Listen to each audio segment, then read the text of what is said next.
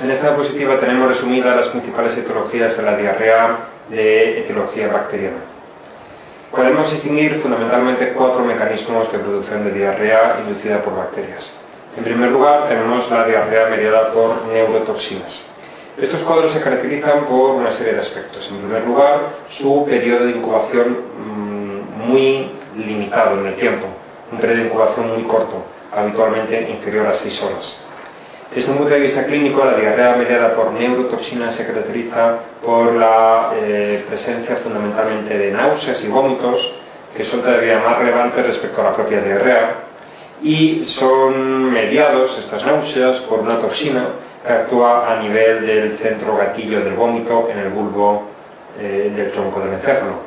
Esa toxina característicamente ya está preformada en los alimentos que ingerimos, y de ahí que el periodo de incubación sea tan limitado, porque no es necesario que la bacteria causante sintetice la neurotoxina en nuestro organismo.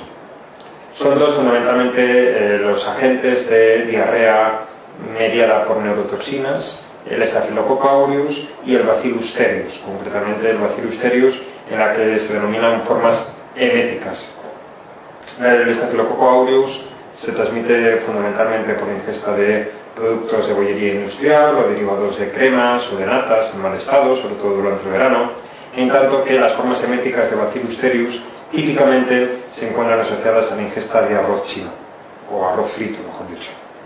Por otra parte, tenemos como segundo mecanismo relevante la diarrea mediada por la producción de enterotoxinas.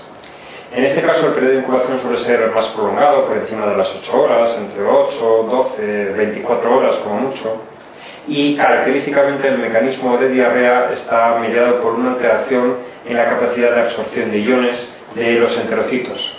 Esta enterotoxina en muchas ocasiones inhibe las bombas de intercambio iónico que se encuentran en el borde del cepillo del enterocito y de este modo da lugar a una diarrea de características fundamentalmente osmóticas, es decir, una diarrea caracterizada por la pérdida de iones, la pérdida de solutos y la pérdida de agua en su interior.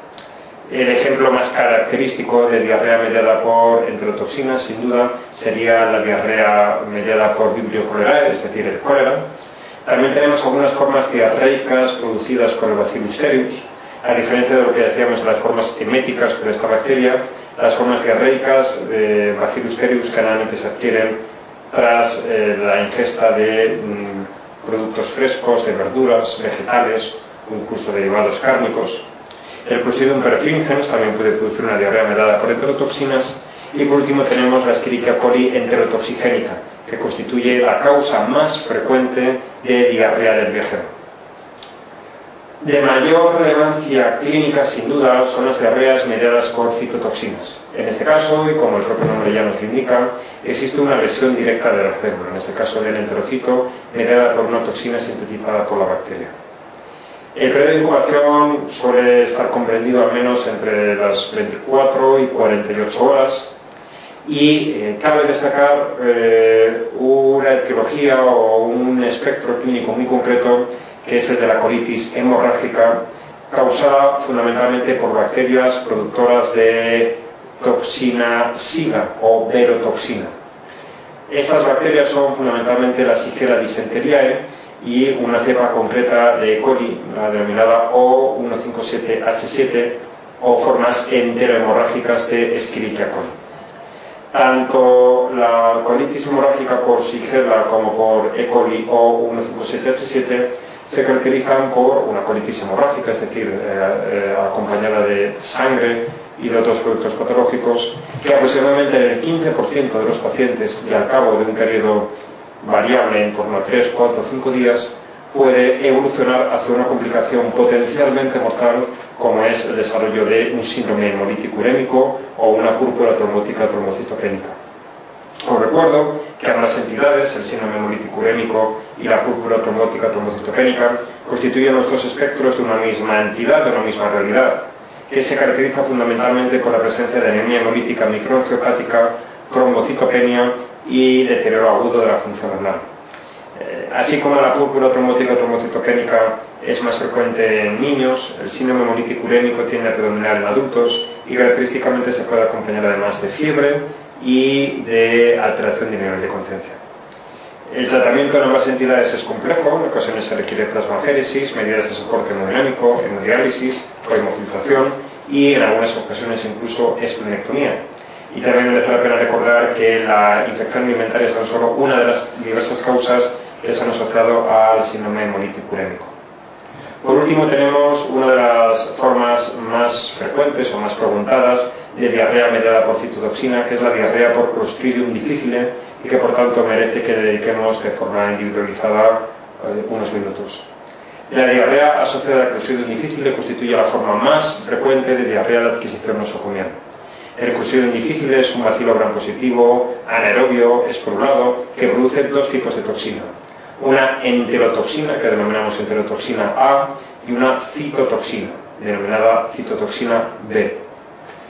En la inmensa mayoría de ocasiones, dentro de la anamnesis de los pacientes con diarrea asociada a Clostridium, vamos a encontrarnos al antecedente del consumo de antibióticos.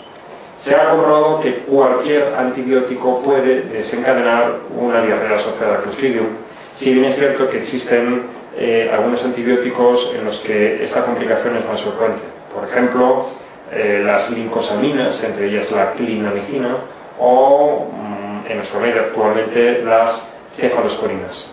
Pero incluso la vancomicina o el metronidazol, que son fármacos relativamente específicos frente a Clostridium, pueden per se producir esta complicación, la diarrea asociada a Clostridium. Por tanto, y como visión global, siempre que nos hablen en el examen de una diarrea que se inicia en un paciente hospitalizado, debemos considerar esta opción. La diarrea por Clostridium difficile constituye un espectro que va desde la diarrea autolimitada hasta las formas de megacolon tóxico y colitis fulminante, pasando por la colitis pseudomembranosa, que constituye una forma particularmente grave de esta infección. El diagnóstico de colitis pseudomembranosa en sentido estricto requiere una confirmación endoscópica e histológica y aproximadamente representa el 25% del total de formas de diarrea asociada a Clostridium difficile. En el diagnóstico de la diarrea por Clostridium es fundamental la detección de la toxina de esta bacteria en un examen de heces. Habitualmente las técnicas detectan la citotoxina B y la realización de las mismas suele basarse en técnicas de enzimoinmunoanálisis que van a permitir detectar de forma selectiva la presencia de la toxina. En cuanto al tratamiento, aparte de las medidas de sostén y de la retirada o al menos la sustitución del antibiótico por otros pertenecientes a otros grupos de antibióticos, se recomienda la administración bien sea de metronidazol o de vancomicina. Habitualmente el metronidazol se reserva para casos de intensidad o de gravedad leve o moderada, mientras que en los casos más severos o en pacientes severamente inmunodeprimidos se prefiere recurrir a la vancomicina. Una vez abordados los tres primeros mecanismos de diarrea, la mediada por neurotoxinas, por enterotoxinas y por citotoxinas, ya para terminar hablaremos de las diarreas bacterianas del mecanismo enteroinvasivo, que se caracterizan en definitiva por la aparición de un cuadro de disentería, es decir, fiebre alta, dolor abdominal tipo cólico, diarrea de características inflamatorias con productos patológicos y sobre todo con presencia de sangre y de moco, y tenesmo rectal, que es un signo, o mejor dicho, un síntoma muy específico de la disentería bacteriana. Son diversas las bacterias que pueden producir este cuadro, como por ejemplo el Campylobacter jejuni, las formas enteroinvasivas de Escherichia coli o la invasión por Shigella o por Salmonella, concretamente las formas de Salmonella non tifi o Salmonella gastroenterica. También merece la pena recordar que hay algunas complicaciones particularmente graves asociadas a las diarreas enteroinvasivas. Por ejemplo, la diarrea enteroinvasiva por Campylobacter fetus puede producir por un mecanismo de tropismo endotelial por esta bacteria la aparición de aneurismas micóticos como infección o como forma de infección endovascular, o por ejemplo el Campylobacter jejuni, que en ocasiones es el desencadenante de un síndrome de Guillain-Barré.